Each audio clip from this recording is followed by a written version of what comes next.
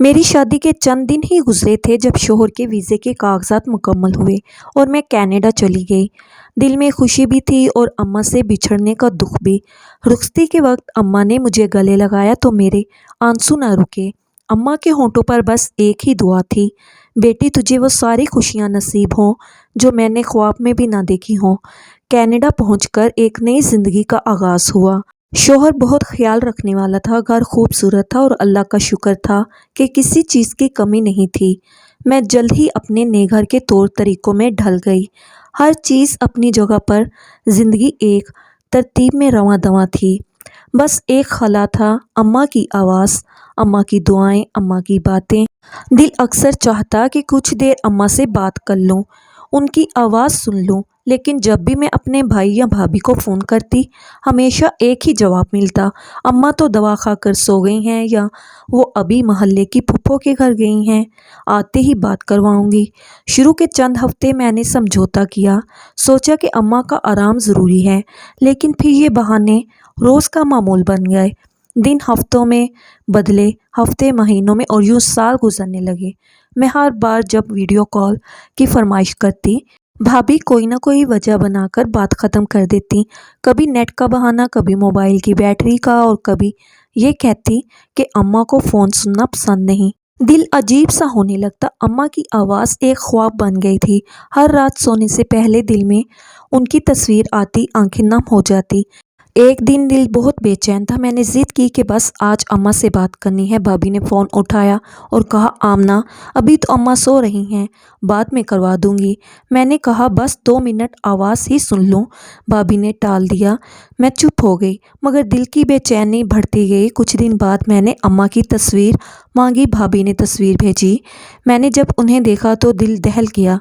अम्मा बहुत कमज़ोर लग रही थी, चेहरे पर वो रौनक ना थी जो मैं छोड़ कर गई थी। आंखों में अजब सी थकन थी और होंठों पर वो पुरानी सी मुस्कुराहट भी गायब थी।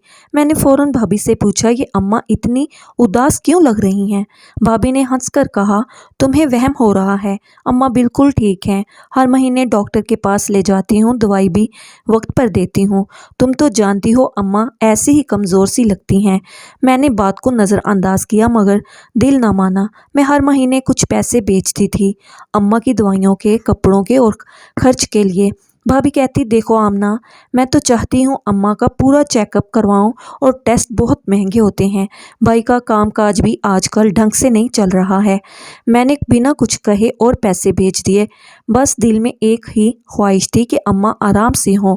कई बार अम्मा की आवाज़ सुनने का इश्तियाक इतना बढ़ा कि रात को ख्वाब में भी उनकी आवाज़ आती, जैसे वो पुकार रही हों, आमना बेटा, मेरी बच्ची। मैं नींद से जाग जाती और दिल धक धक कर रहा होता। मैंने कई बार अपने शौहर से कहा कि मुझे पाकिस्तान जाना है अम्मा से मिलने। शौहर कहता, थोड़ा और सब्र करो, अभी तुम्हारी जॉब नई नई लगी है, छुट्टी लेना बहुत मुश्किल होगा, अगली ईद पर ज़रूर चलेंगे। ऐसे ही 5 साल गुजर गए। 5 साल में एक बार भी अम्मा से बात ना हो सकी, ना वीडियो कॉल, ना फ़ोन पर उनकी आवाज़। हर बार भाभी के अल्फाज और बहाने। मैं अम्मा के लिए कपड़े, दवाइयाँ, चादरें सब कुछ बाकायदगी से बेचती रही। हर बार अम्मा की खुशी का सोचकर दिल को तसल्ली देती कि शायद वो बहुत दुआएं देती होंगी। लेकिन दिल में एक सवाल हर दिन गहरा होता जा रहा था कि अम्मा वाकई खुश हैं या मुझसे कुछ छुपाया जा रहा है। एक दिन शाम के वक्त मेरे फ़ोन की घंटी बजी। स्क्रीन पर भाभी का नाम जगमगा रहा था। दिल ज़ोर ज़ोर से धड़कने लगा। मैंने फ़ौरन कॉल उठाई और दूसरी तरफ से जो आवाज़ आई वो मेरी माँ की थी। बहुत कमज़ोर, बहुत कांपती हुई आवाज़, आमना, आमना बेटा, आमना। मेरी ज़ुबान गंग हो गई, आंखें नम हो गई, दिल जैसे रुक सा गया हो। लेकिन अचानक फ़ोन बंद हो गया। मैंने बार बार कॉल मिलाई लेकिन फ़ोन बंद था। उस दिन के बाद दिल को कुछ भी अच्छा न लगा। हर लम्हा दिल एक अजीब बेचैनी में घिरा रहा, जैसे कोई तूफ़ान आने वाला हो, जैसे कोई पर्दा उठने वाला हो। और फिर वो तूफ़ान आया, ऐसी शिद्दत से आया कि मेरा दिल चीख उठा। लेकिन उस वाक़े से पहले मैं सिर्फ़ इस सवाल में उलझी रही कि मेरी अम्मा मुझे क्यों नहीं मिल रही थी। क्यों 5 साल में एक बार भी उनकी आवाज़ पूरी तरह सुनने को ना मिली। और ये सवाल अब मेरे लिए महज सवाल नहीं रहे थे, बल्कि एक भयानक हकीकत, तमहीद बनने वाले थे। फ़ोन बंद होने के बाद मैंने बार बार भाभी को कॉल की, लेकिन हर बार یا تو فون بند ملا یا انہوں نے اٹھایا نہیں۔ میرے دل میں عجیب سی ہلچل مچی ہوئی تھی۔ وہ چند لمحے اماں کی لرزتی آواز، ان کا میرا نام لینا اور پھر اچانک فون کا بند ہو جانا، یہ سب میرے وجود پر ایک بوجھ بن گیا تھا۔ مجھے کسی بھی چیز میں دل نہیں لگ رہا تھا۔ یہاں تک کہ شوہر نے بھی محسوس کیا کہ میں کچھ بدل گئی ہوں۔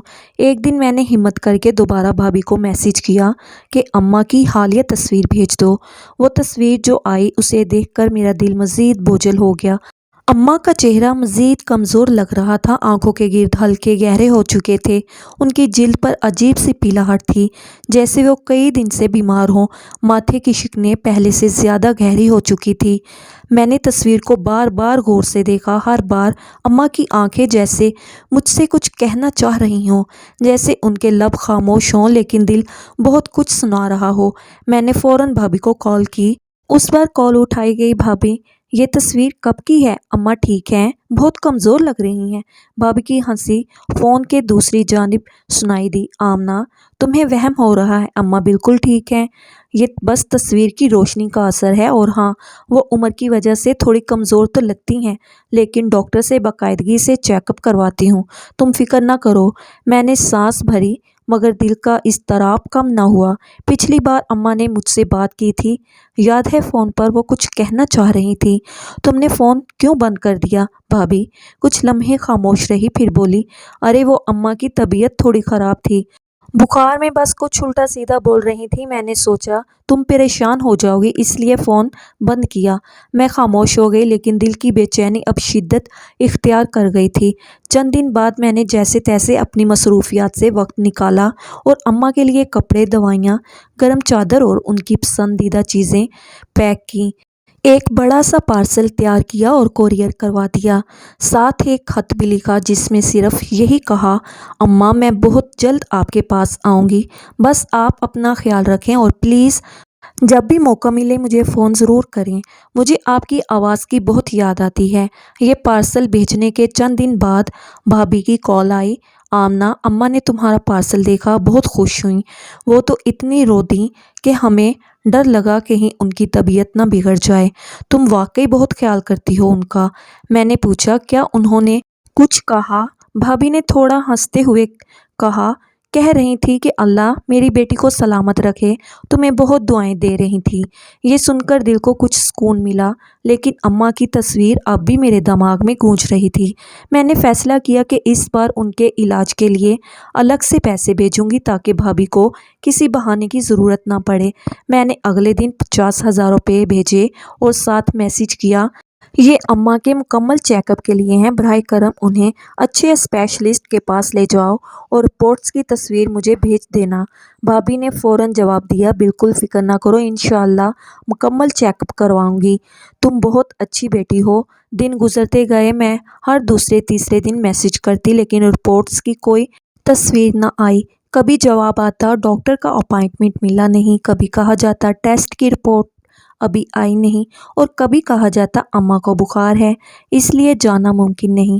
ایک دن اماں کا خواب آیا، خواب میں وہ زمین پر بیٹھی تھی، ہاتھ میں میری تصویر تھامے ہوئی تھی اور کہہ رہی تھی، بیٹا میں نے تو تجھے پالا تھا، تجھے سب سے زیادہ چاہا تھا، اب مجھے کوئی نہیں سنتا۔ میں چیخ کر ان کے پاس جانا چاہتی تھی لیکن میرے قدم جیسے زمین سے چپک گئے ہوں۔ میں آنکھ کھلتے ہی رو پڑی، دل زور زور سے دھڑک رہا تھا اور پسینے سے شرابور تھی۔ میں نے اسی وقت شوہر سے کہا، میں پاکستان جانا چاہتی ہوں۔ فوراً شوہر نے میری حالت دیکھ کر کہا، کیا ہوا؟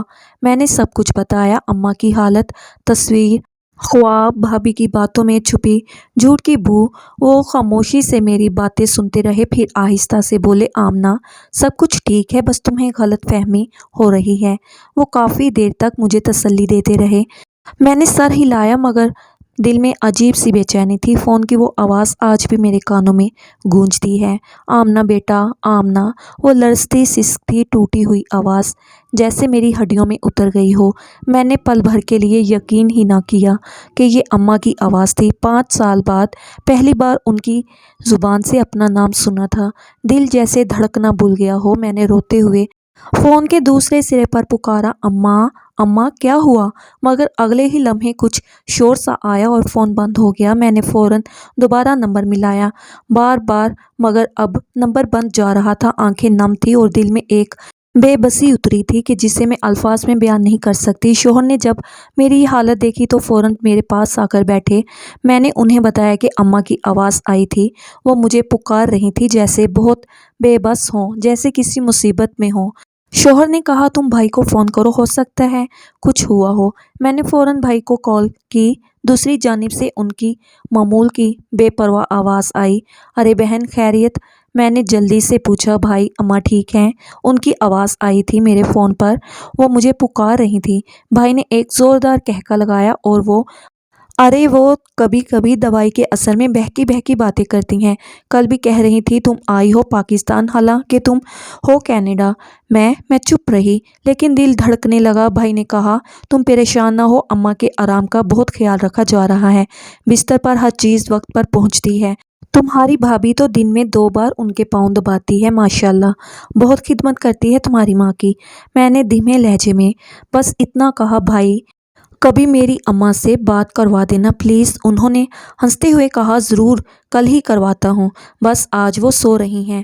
کال بند ہوئی مگر دل کا اضطراب اب شدت اختیار کر گیا۔ اگلی صبح میرا ذہن کام نہیں کر رہا تھا۔ میں نے سارا دن سوچتے سوچتے گزارا۔ شام کے وقت کینیڈا میں موسم کچھ بدلا بدلا سا تھا، بادل چھائے ہوئے تھے، ہلکی ہلکی بوندا باندی ہو رہی تھی۔ میں کھڑکی کے پاس بیٹھی سوچ رہی تھی کہ کیا واقعی سب کچھ ٹھیک ہے۔ اسی وقت دروازے کی گھنٹی بجی۔ میں دروازے پر گئی تو ایک مقامی پاکستانی خاتون نرگس آنٹی کھڑی تھی۔ وہ کبھی کبھار ہمارے گھر آتی تھی، بہت مخلص اور نرم دل تھی۔ میں نے انہیں اندر بلایا، بیٹھتے ہی انہوں نے میری آنکھوں کی سرخی نوٹ کی اور پوچھا بیٹا سب خیریت ہے؟ میں ضبط نہ کر سکی اور انہیں سب کچھ بتا دیا، اماں کی آواز، فون کا بند ہونا، بھابھی کا اطمینان، دل کی بے چینی۔ وہ گہری سانس لے کر بولی، آمنہ بیٹا کبھی کبھی ہمیں جو دکھایا جاتا ہے وہ سچ نہیں ہوتا۔ تمہاری اماں کے چہرے کی جو تصویریں تم نے مجھے دکھائی تھیں وہ ماں کی خاموش چیخیں تھیں۔ ان کی بات نے میرے دل کی حالت بیان کر دی۔ اسی لمحے نرگس آنٹی نے ایک عجیب بات کی۔ مجھے ایک بات یاد آئی، شاید تمہیں معلوم نہ ہو، پچھلے سال جب میں پاکستان گئی تھی تو تمہاری ماں کی محلے دار رشیدہ خالہ سے میری ملاقات ہوئی تھی۔ انہوں نے کہا کہ اماں بہت کم باہر نظر آتی ہیں اور اکثر شام کو ان کے کمرے سے رونے کی آواز آتی ہے۔ میں چونک گئی، کیا واقعی آنٹی؟ سر ہلایا، ہاں بیٹا۔ اور رشیدہ خالہ نے کہا کہ انہوں نے کئی بار تمہاری بھابھی کو اماں سے اونچی آواز میں بات کرتے ہوئے سنا ہے۔ یہ بات میرے لیے بجلی کی طرح تھی۔ میں نے کبھی تصور بھی نہیں کیا تھا کہ اماں اتنی اذیت میں ہوگی۔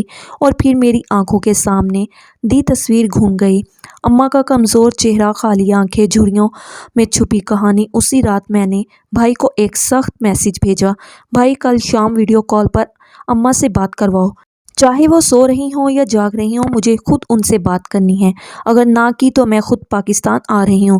کافی دیر تک جواب نہ آیا، پھر ایک میسج آیا، ٹھیک ہے کل شام کروا دوں گا۔ میں نے اپنے شوہر کو بتایا اور ہم دونوں نے طے کیا کہ اگر کل بھی بات نہ ہوئی تو ہم بنا بتائے پاکستان روانہ ہوں گے۔ دل جیسے کسی طوفان سے پہلے کی خاموشی میں تھا۔ اماں کی پکار، رشیدہ خالہ کی گواہی، نرگس آنٹی کی باتیں اور بھائی کی لاپرواہی، سب کچھ ایک ایک کر کے جوڑنے لگا تھا۔ اور اب میں جان گئی تھی صرف آواز سننا کافی نہیں ہوگا، مجھے اپنی ماں کی آنکھوں میں دیکھنا ہوگا کہ وہ مجھے کیا کہنا چاہتی ہیں۔ عید کی آمد قریب تھی اور موسم میں بھی ایک خوشگوار سی تبدیلی آ چکی تھی۔ کینیڈا میں برف باری تھم چکی تھی، دن کچھ لمبے اور نرم ہو چلے تھے۔ ایک روز شوہر نے کافی کا کپ سامنے رکھتے ہوئے کہا، آمنہ تمہیں کیا لگتا ہے اگر اس بار عید پاکستان جا کر منائیں؟ میرے دل نے جیسے ایک جست لگا دی۔ میں نے حیرت سے ان کی طرف دیکھا اور بے اختیار آنکھیں بھیگ گئیں۔ کیا واقعی؟ انہوں نے مسکرا کر کہا، ہاں تم کافی دنوں سے اماں کی بات کر رہی ہو اور میرا بھی دل ہے کہ اس بار سب کو سرپرائز دیں، کسی کو نہ بتائیں، بس اچانک جا پہنچے۔ میں نے سر ہلا دیا، دل جیسے کسی خواب میں اڑنے لگا۔ میں نے لمحوں میں تیاری شروع کر دی، عید کی شاپنگ کی، اماں کے لیے نئی چادر، نیا سوٹ، ایک نرم کمبل، خوشبو اور ان کی پسندیدہ بادام بھی رکھے، بھتیجوں کے لیے کھلونے، کپڑے اور چاکلیٹس، بھائی کے لیے عطر اور بھابھی کے لیے جولری سیٹ تاکہ کوئی شکایت نہ رہے۔ سفر طویل ضرور تھا مگر دل کی خوشی نے ہر تھکن بھلا دی۔ جہاز کی لینڈنگ ہوتے ہی دل بے چین ہو گیا، جیسے کوئی بچہ اپنی ماں کی گود میں دوڑ کر چھپ جانا چاہتا ہو۔ ہم سیدھے سسرال گئے، چند گھنٹے وہاں گزرے، پھر اگلی صبح میں نے شوہر سے کہا چلو آج اماں کے گھر چلتے ہیں۔ ہم نے گاڑی میں سب تحفے رکھے اور خاموشی سے روانہ ہو گئے۔ دل خوشی سے دھڑک رہا تھا مگر ایک انجانی سی گھبراہٹ بھی ساتھ تھی۔ جب ہم گلی کے کونے پر پہنچے میں نے شوہر کو کہا تم گاڑی یہیں روکو، میں پیدل جاؤں گی تاکہ کوئی دیکھ نہ لے۔ میں نے دھیرے سے قدم بڑھائے، تحفوں سے بھرا بیگ کندھے پر لٹکائے، دل میں اماں کی مسکراہٹ کا تصور لیے دروازے کے قریب پہنچی مگر وہ دروازہ جو ہمیشہ بند رہتا تھا آج کھلا تھا۔ مجھے عجیب سا لگا، جیسے کچھ غیر معمولی ہو رہا ہو۔ آنگن سے شور کی آوازیں آ رہی تھی۔ میں نے اندر جھانکا تو محلے کی کچھ عورتیں صحن میں کھڑی تھیں، چہروں پر حیرت، کچھ کے ماتھے پر بال۔ میں نے ایک خاتون سے پوچھا کیا ہوا خالہ، سب خیریت تو ہے؟ انہوں نے چونک کر میری طرف دیکھا اور دھیمی آواز میں کہا تم آمنہ ہو نا بیٹا، اندر جا کر دیکھو بہت برا حال ہے۔ میرے قدم جیسے زمین سے اکھڑ گئے، میں تیزی سے اندر بھاگی اور جو منظر میں نے دیکھا وہ میرے حواس گم کر گیا۔ اماں زمین پر گری ہوئی تھی اور بھابھی ایک جھاڑو ان کے اوپر برسا رہی تھی، ان کے منہ سے گالیوں کی بارش ہو رہی تھی۔ بڑھیا میں تم سے تنگ آ چکی ہوں، گرم پانی میرے بچوں پر پھینک دیا، اب میں تمہیں مزہ چکھاتی ہوں۔ میری اماں چیخ رہی تھی، سسک رہی تھی، ان کے ہاتھ اٹھے ہوئے تھے جیسے بخشش مانگ رہی ہوں، جیسے رحم کی بھیک مانگ رہی ہوں۔ میں نے چیخ ماری بھابھی بس کریں، وہ چونک کر رہ گئی، جھاڑو ہوا میں ہی تھم گیا۔ تم آمنہ، اس کا چہرہ زرد ہو گیا، آنکھیں پھیل گئیں اور وہ پیچھے ہٹ گئی۔ میں بھاگ کر اماں کے پاس پہنچی، ان کا جسم کانپ رہا تھا، چہرے پر خراش، لباس گندا اور آنکھیں نم۔ میں نے انہیں گلے لگایا، میرے کپڑے ان کی آنسوؤں سے بھیگ گئے۔ اماں میں آ گئی ہوں، آپ کی آمنہ آ گئی ہے۔ انہوں نے میرا چہرہ چھوا لرزتے ہاتھوں سے اور بس اتنا کہا بیٹا دیر ہو گئی۔ میرے شوہر بھی اندر آ چکے تھے، انہوں نے فوراً صورتحال سنبھالی۔ محلے کی عورتیں خاموشی سے ہمیں دیکھ رہی تھیں، کچھ نے آنسو پونچھے، کچھ آہیں بھر کر واپس جانے لگیں۔ میں نے اماں کو سہارا دیا، انہیں اپنے ساتھ گاڑی تک لے گئی۔ ان کے جسم پر نیل کے نشان تھے، کچھ جگہوں پر جلد جلی ہوئی لگ رہی تھی۔ میں نے شوہر سے کہا سیدھے ہسپتال لے چلو۔ راستے بھر اماں میرے ہاتھ پکڑے رہیں، جیسے ڈر رہی ہوں کہ میں کہیں پھر سے چھوڑ نہ دوں۔ ان کی آنکھوں میں وہ خوف تھا جو برسوں کا ظلم بیان کر رہا تھا۔ ہسپتال میں چیک اپ ہوا، ڈاکٹر نے کہا یہ زخم پرانے بھی ہیں اور کچھ حالیہ بھی، جسم میں کمزوری ہے، خون کی کمی ہے اور ذہنی دباؤ کی علامات ہیں۔ میرا دل جیسے کسی نے مٹھی میں جکڑ لیا ہو۔ میں نے سر جھکایا اور اماں کے قدموں میں بیٹھ گئی۔ اماں اب میں آپ کو کہیں نہیں جانے دوں گی، آپ میرے ساتھ رہیں گی ہر وقت، ہر لمحہ۔ اور اسی لمحے میں نے دل میں فیصلہ کر لیا تھا، یہ عید میری زندگی کی سب سے بڑی حقیقت لے آئی تھی اور اب میں اپنی اماں کا سایہ کسی ظالم کے رحم و کرم پر نہیں چھوڑوں گی۔ ہسپتال کے کمرے میں خاموشی چھائی ہوئی تھی، صرف دل کی دھڑکنیں اور ڈرپ کے قطرے ٹپکنے کی آوازیں سنائی دے رہی تھی۔ اماں سفید بستر پر لیٹی تھی، ان کی سانسیں دھیمی مگر مسلسل تھیں۔ میں ایک لمحے کے لیے بھی ان کا ہاتھ چھوڑنے کو تیار نہ تھی۔ وہ بار بار میری طرف دیکھتی اور پھر آنکھیں بند کر لیتی، جیسے یقین نہ آ رہا ہو کہ میں ان کے سامنے ہوں۔ ایک لمحے میں اماں کی آنکھیں بھر آئیں، وہ آہستہ سے اٹھنے کی کوشش کرنے لگیں۔ میں نے سہارا دیا، ان کے لرزتے ہونٹوں سے ایک جملہ نکلا بیٹا مجھے لگا تھا کہ میں تجھے مرنے سے پہلے نہیں دیکھ پاؤں گی۔ میں نے ان کے ماتھے کو چوما، آنکھوں سے آنسو پونچھے اور کہا آپ میرے ساتھ رہیں گی اور کچھ نہیں ہونے دوں گی۔ کمرے کی ایک دیوار پر سایہ سا پڑا ہوا تھا، شاید سورج کا جھکتا زاویہ تھا یا میرے دل کی الجھن کا عکس، مگر اس لمحے اماں نے اپنی چادر کے پلو سے آنسو پونچھے اور آسمان کی طرف جھولی اٹھا دی۔ یا اللہ، آج تو نے میری فریاد سن لی، میری بیٹی کو میرے پاس بھیج دیا۔ میں نے جو سہا، جو ظلم برداشت کیا، بس آج تو انصاف کا دروازہ کھول دے۔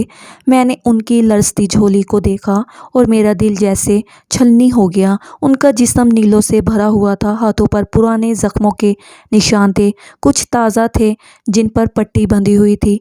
ان کا ایک بازو سوجا ہوا تھا جیسے کوئی بھاری چیز لگی ہو اور کمر پر جلنے کا نشان۔ وہ دیکھ کر میرے وجود میں آگ لگ گئی۔ میں نے آہستہ سے پوچھا یہ سب کیسے ہوا اماں؟ انہوں نے نظریں چرا لی مگر پھر جیسے صدیوں کا بوجھ ان کے دل سے اٹھانے کا وقت آ گیا ہو۔ آمنہ بیٹا، یہ ایک دن کی بات نہیں، تیری شادی کے بعد ہی جب گھر میں میری آواز کم سنائی دینے لگی تو تیرے بعد وہ مجھے نوکرانی سے بدتر سمجھنے لگی۔ میرا دل جیسے کسی نے نچوڑ دیا ہو۔ میں تو سمجھتی تھی کہ گھر کے کام کرنا میری ذمہ داری ہے، بہو ہے، نئی آئی ہے، میں ہی سنبھال لوں گی، مگر جلد ہی وہ میرے لیے حکم چلانے لگی۔ کبھی چائے دیر سے دی تو برتن پھینک دیا، کبھی صفائی میں دیر ہو گئی تو گالیاں۔ میں خاموش بیٹھی سن رہی تھی، آنکھیں آنسوؤں سے بھری، سانس رکی ہوئی۔ پہلے تو صرف زبان کی سختی تھی، مگر جیسے جیسے سال گزرتے گئے اس کے ہاتھ بھی سخت ہوتے گئے۔ تیرے بھائی کو شکایت کرتی تو وہ کہتا، اماں صبر کریں، وہ تھکی ہوئی ہوتی ہے۔ اماں کا لہجہ ٹوٹا ہوا تھا، جیسے ہر بات کے ساتھ ایک زخم رس رہا ہو۔ پچھلے مہینے وہی گرم پانی کا واقعہ۔ اس دن میں نے صرف اپنے نہانے کے لیے پانی گرم کیا تھا، وہ بالٹی واش روم کے دروازے کے پاس رکھی ہوئی تھی۔ جیسے ہی میں لے کر جانے لگی، بچے کھیلتے کھیلتے آ گئے اور ایک بھاگتے ہوئے مجھ سے ٹکرا گیا۔ بالٹی ہل گئی، کچھ چھینٹے اس کے کپڑوں پر آ گئے اور وہ رونے لگا، اور بس اماں کی آنکھیں بھر آئیں، آواز رند گئی۔ بس وہ آئی اور بغیر کچھ سنے وہی بالٹی، وہ ابھی گرم تھی، میرے اوپر پھینک دی۔ میں روئی تڑپی، وہ کہتی رہی، بڑھیا میرے بچے تو نے جلائیں۔ میرا دل جیسے کانپ گیا۔ میں اماں کے زخموں کو چھونے سے ڈر رہی تھی کہ کہیں ان کی تکلیف اور نہ بڑھ جائے۔ محلے والوں نے شور سنا، سب نے آ کر بچاؤ کیا، ورنہ شاید انہوں نے بات ادھوری چھوڑ دی۔ میں نے ان کے ہاتھوں کو چوم لیا اور آنکھوں سے بہتے آنسوؤں کو روکا نہیں۔ اماں، آپ نے مجھے پہلے کیوں نہیں بتایا؟ انہوں نے ہلکا سا ہنس دیا، مگر وہ ہنسی دکھ کی انتہا تھی۔ بتاتی تو کیا ہوتا بیٹا، تجھے تکلیف ہوتی، تیرے گھر کا سکون خراب ہوتا۔ میں چاہتی تھی کہ کم از کم تو خوش رہے۔ میں نے ان کے پیشانی کو چوما اور دل ہی دل میں عہد کر لیا کہ اب ان کی زندگی کی ہر تکلیف کا حساب لوں گی۔ رات دیر تک ہسپتال کے ساتھ کمرے میں اماں کے ساتھ بیٹھی رہی، ان کا ہاتھ پکڑ کر ان کے سر کو سہلاتے ہوئے۔ میں بس یہی سوچتی رہی کہ کیوں ہمیں وقت پر ان لوگوں کی سچائی نظر نہیں آئی جنہیں ہم سب کچھ سمجھ بیٹھے تھے۔ عید کی خوشیاں میرے لیے اب صرف ایک فرضی تہوار رہ گئی تھی۔ میرے لیے اصل عید اس لمحے ہوگی جب اماں کی آنکھوں میں آنسو کی جگہ سکون اور ان کے لبوں پر خوف کی جگہ دعا ہوگی، اور میں اس لمحے کا انتظار نہیں کروں گی، میں خود وہ لمحہ بناؤں گی۔ ہسپتال سے واپس آنے کے بعد میں نے خود کو ایک نئی جنگ کے لیے تیار کر لیا تھا۔ اب معاملہ صرف جذبات کا نہیں رہا تھا، یہ میری ماں کی زندگی کا سوال بن چکا تھا۔ وہ ماں جس نے ساری زندگی میرے لیے قربانیاں دیں، جس نے اپنی خواہشوں کا گلا گھونٹ کر مجھے اونچائیوں پر پہنچایا، آج وہ کسی کے رحم و کرم پر زندگی کے آخری دن گزار رہی تھی۔ 2 دن کے بعد اماں کی حالت کچھ بہتر ہوئی تو میں نے بھائی کو فون کیا۔ میں جانتی تھی کہ یہ بات اب صرف رسم ادا کرنے والی نہیں بلکہ فیصلہ کن گفتگو ہونے والی ہے۔ دوسری طرف سے آواز آئی، تھوڑی اکتاہٹ، تھوڑا لاپرواہ انداز زباں، آمنہ کیسی ہے ماں؟ اب میں نے ضبط کرتے ہوئے کہا، بھائی اماں اب بہت بہتر ہیں، مگر جو کچھ ہوا ہے وہ ناقابل معافی ہے۔ وہ فوراً بول پڑا، دیکھو بہن، اماں کی عادت ہے بات کو بڑھا چڑھا کر پیش کرنے کی، تم جانتی ہو، چھوٹی چھوٹی باتوں پر رونا، شکایتیں، اور میری بیوی تو دن رات ان کی خدمت کرتی ہے۔ میں نے دل میں ابلتے غصے کو بمشکل روکا۔ بھائی، میں نے اپنی آنکھوں سے اماں کی حالت دیکھی ہے، ان کے جسم پر زخم، جلنے کے نشان، کمزوری، سب کچھ۔ یہ کسی چھوٹے موٹے مسئلے کا نتیجہ نہیں ہو سکتا۔ وہ جیسے لاتعلق ہو گیا تھا۔ آمنہ، تم جذباتی ہو رہی ہو۔ بس وہ لمحہ تھا جب میں نے دل میں فیصلہ کر لیا تھا، بھائی اب میں یہ نہیں سن سکتی، میں اماں کو اپنے ساتھ کینیڈا لے جا رہی ہوں۔ ان کی باقی زندگی میں وہ ہر سکون پائیں گی جس کی وہ حقدار ہیں۔ دوسری طرف خاموشی چھا گئی، پھر تھوڑا سرد لہجہ آیا، تمہاری مرضی، جو بہتر سمجھتی ہو کر لو۔ فون بند کرنے کے بعد میں دیر تک اماں کے بستر کے قریب بیٹھی رہی۔ انہوں نے آہستہ سے میرا ہاتھ تھاما، بیٹا تم مجھے لے جا رہی ہو نا اپنے ساتھ؟ میں وہاں تنگ نہیں پڑوں گی؟ میں نے ان کے ہاتھ پر بوسہ دیا اور کہا، اماں، تنگ تو وہ ہوتے ہیں جن کے دل چھوٹے ہوتے ہیں، آپ میرے دل کی سب سے بڑی دعا ہو۔ عید کا دن آ چکا تھا، مگر ہمارے لیے وہ دن روایتی خوشیوں سے ہٹ کر ایک نئے سفر کی شروعات تھا۔ شوہر نے سب انتظامات مکمل کر لیے تھے۔ میں نے اماں کے لیے نیا لباس نکالا، ان کے لیے نرم جوتے خریدے اور ان کا وہ دوپٹہ جس میں وہ ہمیشہ نماز پڑھتی تھی احتیاط سے سامان میں رکھا۔ رکھا۔ ہم ایئرپورٹ پہنچے تو اماں کی آنکھوں میں ایک عجیب سی چمک تھی، جیسے برسوں کی قید سے رہائی ملنے والی ہو۔ وہ بار بار پیچھے دیکھتی جاتی، جیسے کوئی آواز دے رہا ہو، جیسے کسی کونے میں ان کے زخموں کی گواہی چھپی ہو۔ میں نے ان کا ہاتھ مضبوطی سے تھام لیا۔ اماں، اب پیچھے کچھ نہیں، بس آگے صرف محبت ہے۔ کینیڈا پہنچ کر میں نے ان کے لیے گھر میں ایک الگ کمرہ تیار کیا، نرم بستر، گرمی رکھنے والا ہیٹر، ان کی پسند کی چھوٹی سی جائنماز اور کھڑکی کے سامنے ایک کرسی جہاں وہ دھوپ میں بیٹھ سکیں۔ میں چاہتی تھی کہ وہ ہر وہ سہولت پائیں جس سے وہ محروم رہی تھیں۔ پہلے ہی دن ان کی طبیعت میں واضح فرق آیا، ان کا چہرہ کھلنے لگا، آواز میں اعتماد واپس آیا، وہ نرمی سے بولنے لگی اور سب سے بڑھ کر وہ مسکرانے لگی۔ میری چھوٹی بیٹی ان سے لپٹ کر کہتی، نانو آپ کہانی سنائیں نا، اور اماں اپنی ہنسی چھپاتے ہوئے کہتی، پہلے تو کھجور کھا پھر سناؤں گی۔ ہم نے انہیں ایک اچھے ڈاکٹر کو دکھایا، مکمل چیک اپ ہوا۔ ڈاکٹر نے رپورٹ دیکھ کر کہا، یہ خاتون بہت عرصے سے ذہنی اور جسمانی اذیت میں رہی ہیں، مگر اگر اب صحیح دیکھ بھال کی جائے تو عمر کی اس حصے میں بھی اچھا وقت گزار سکیں گی۔ میرا دل جیسے سجدے میں گر پڑا، دل ہی دل میں شکر ادا کیا۔ ہر روز ان کے ساتھ بیٹھتی، ان سے پرانی باتیں سنتی، وہ اپنی جوانی کی کہانیاں سناتی، ابا جی کا ذکر کرتی اور اکثر کہتی، آمنہ تم آ گئی ہو نا، اب مجھے کچھ نہیں چاہیے۔ ایک دن اماں نماز پڑھ رہی تھی، ان کی دعاؤں میں آنسو شامل تھے۔ نماز کے بعد میں نے ان سے پوچھا، اماں آج کیا دعا کی؟ انہوں نے دھیرے سے کہا، میں نے اللہ سے کہا اب جس دن بھی موت آئے آمنہ کے آنگن میں آئے۔ سکون سے میں ان کے قدموں میں بیٹھ گئی، آنکھوں سے بہتے آنسوؤں میں ایک عجیب سا سکون تھا، وہ سکون جو صرف ایک بیٹی اپنی ماں کو بچا لینے کے بعد محسوس کرتی ہے۔ اب میرا ہر دن ان کی خدمت میں گزرتا، ان کے لیے کھانے میں وہی پکاتی جو وہ چاہتی، ان کی دوائیاں وقت پر دیتی اور رات کو سونے سے پہلے ان کے ماتھے پر ہاتھ رکھ کر ان کی نیند کا پہرا دیتی۔ میں جانتی تھی یہ سب دیر سے ہوا، مگر کبھی کبھی دیر سے ملا انصاف انسان کو وہ خوشی دیتا ہے جو وقت پر ملی راحت نہیں دے سکتی، اور میں وہ لمحہ اماں کی آنکھوں میں دیکھ رہی تھی۔ کینیڈا کی خزاں نے جب درختوں سے پتے چننے شروع کیے، تب میری زندگی میں ایک نئی بہار آ چکی تھی۔ اماں کی سانسوں میں اب وہ بے چینی نہیں رہی تھی جو پاکستان میں ہر وقت ان کے چہرے پر چھائی رہتی تھی۔ وہ ہر صبح نماز پڑھتی، پھر کھڑکی کے پاس بیٹھ کر قرآن پاک کی تلاوت کرتی اور شام کو چائے کے ساتھ پرانی یادیں دہراتی تھی۔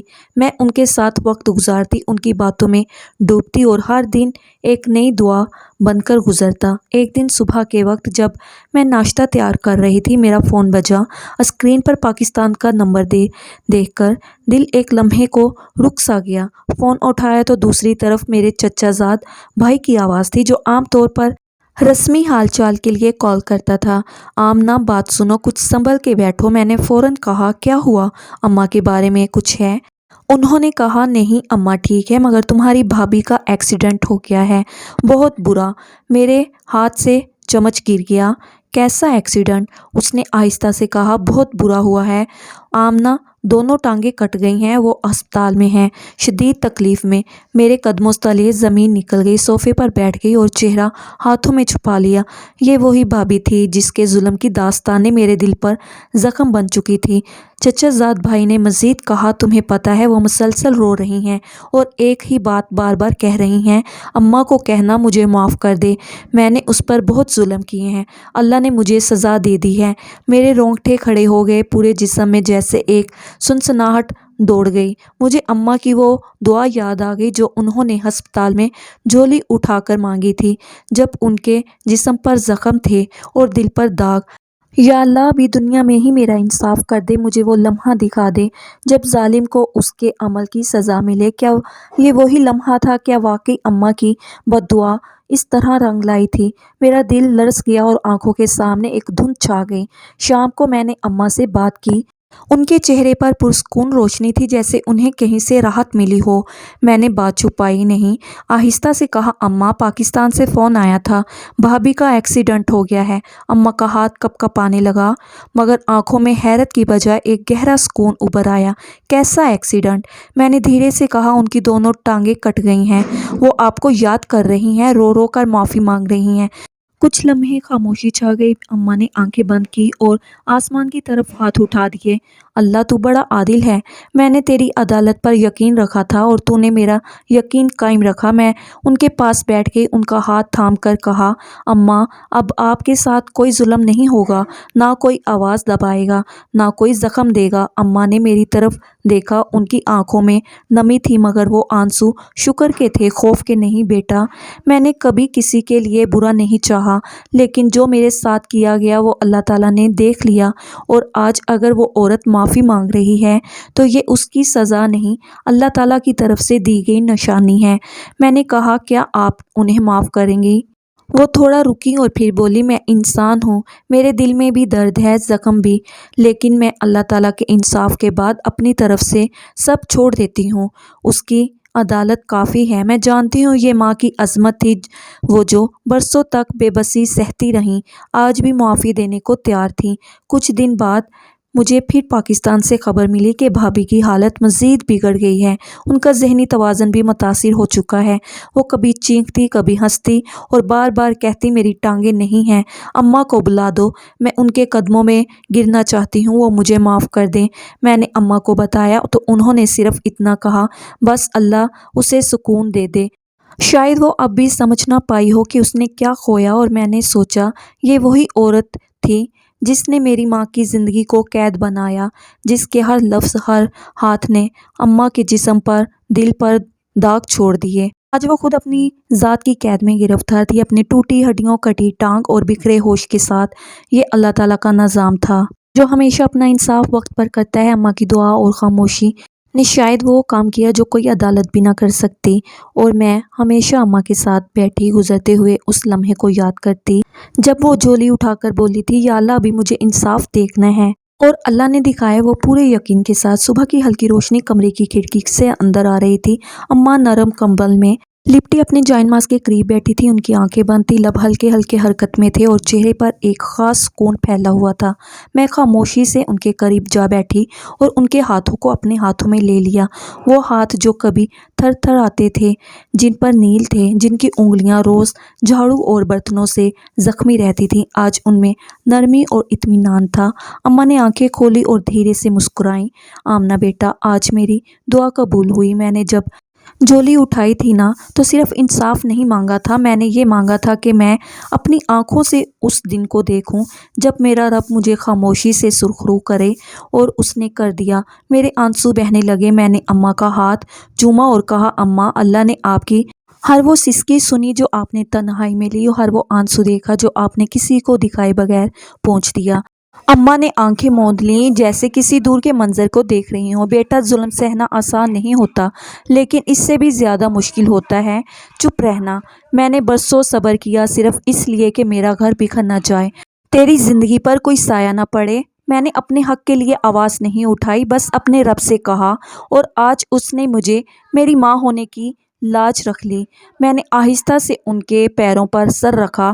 اماں میں شرمندہ ہوں، میں دیر سے آئی، کاش پہلے آ جاتی تو شاید آپ کو یہ سب نہ سہنا پڑتا۔ انہوں نے میرے سر پر ہاتھ رکھا اور بولی، نہیں بیٹا تو وقت پر آئی ہے، اتنا وقت بھی نہ ہوا کہ میں خاموشی سے دنیا سے چلی جاتی اور تجھے کچھ بتائے بغیر چلی جاتی۔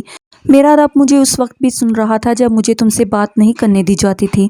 وہ دن جو میں نے اندھیرے میں گزارے، آج وہی دن میرے لیے روشنی بن گئے۔ ان کی آنکھوں سے بہتے آنسو اب خوشی کے تھے۔ مجھے لگتا ہے بیٹا جیسے رب نے مجھے نئی زندگی دی ہو۔ اسی لمحے میرے فون کی گھنٹی بجی، اسکرین پر پاکستان کا نمبر جگمگا رہا تھا۔ میں نے فون سائلنٹ کر دیا۔ اماں نے پوچھا، کون ہے؟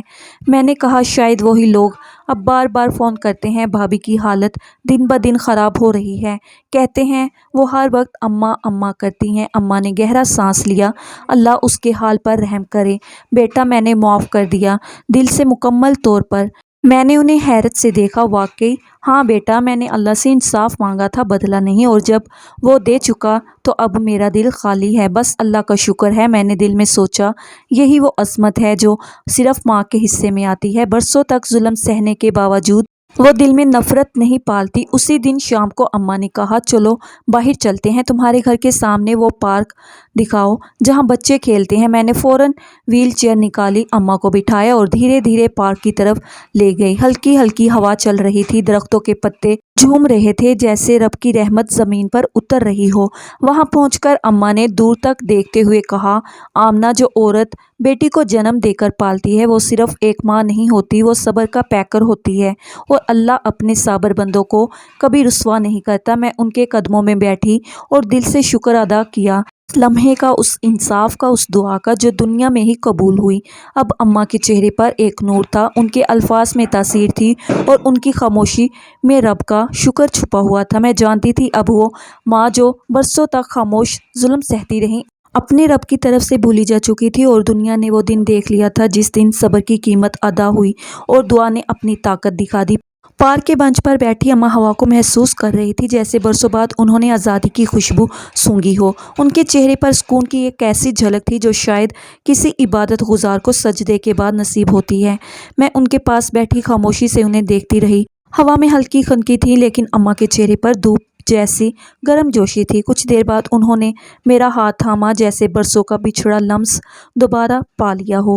آمنہ، تم نے میرے لیے جو کیا وہ کوئی بیٹی نہیں کر سکتی۔ تم صرف میری بیٹی نہیں ہو، میری زندگی کا آخری وہ سہارا ہو جو مجھے میری دعاؤں کے بدلے میں ملا ہے۔ میری آنکھوں سے آنسو بے اختیار بہنے لگے۔ اماں نے صرف اپنا فرض نبھایا ہے، جو آپ نے میرے لیے کیا وہ میں ساری زندگی بھی لوٹا نہیں سکتی۔ اماں نے نظریں آسمان کی طرف اٹھا کر کہا، میں نے اللہ سے کبھی زیادہ نہیں مانگا تھا، بس اتنا کہا تھا کہ مرنے سے پہلے میرے حق کا انصاف ہو جائے، اور وہ ہو گیا۔ وہ بھی دنیا کی آنکھوں کے سامنے۔ ایک پرندہ قریب آ بیٹھا، جیسے وہ بھی اس لمحے کا گواہ بننا چاہتا ہو۔ اماں نے ایک گہری سانس لی۔ پتہ ہے آمنہ، جب میں تنہائی میں روتی تھی تو صرف ایک بات سوچتی تھی، کیا میری بیٹی میرے درد کو محسوس کر پائے گی؟ کیا وہ کبھی میرے پاس آئے گی؟ اور جب تو آئی، مجھے ایسا لگا میری روح کو چین مل گیا جس کی میں ہمیشہ سے طلبگار رہی ہوں۔ میں نے ان کے ہاتھوں کو اپنی پیشانی سے لگایا۔ اماں، آپ کبھی اکیلی نہیں ہوں گی، نہ آپ کے لیے کوئی آنسو بہے گا، نہ کوئی آواز دبے گی۔ شام گہری ہونے لگی، پرندے اپنے گھونسلوں کو لوٹنے لگے، جیسے فطرت بھی کہہ رہی ہو کہ جو سفر دکھ سے شروع ہوا وہ صبر کے راستے پر چل کر سچائی کے انجام تک ضرور پہنچتا ہے۔ ہم واپس گھر کی طرف روانہ ہوئے۔ اماں کے چہرے پر وہ روشنی تھی جو صرف انصاف پا لینے کے بعد ابھرتی ہے، اور میں دل ہی دل میں سوچتی رہی، کبھی کبھی اللہ ہماری خاموشیوں کو بھی سنتا ہے، اور جب وہ بولتا ہے تو ساری دنیا خاموش ہو جاتی ہے۔ یہ وہ لمحہ تھا جہاں دعا، صبر اور بیٹی کی محبت نے مل کر ایک ماں کو وہ مقام دلایا تھا جو صرف رب کی عدالت سے ہی ممکن تھا۔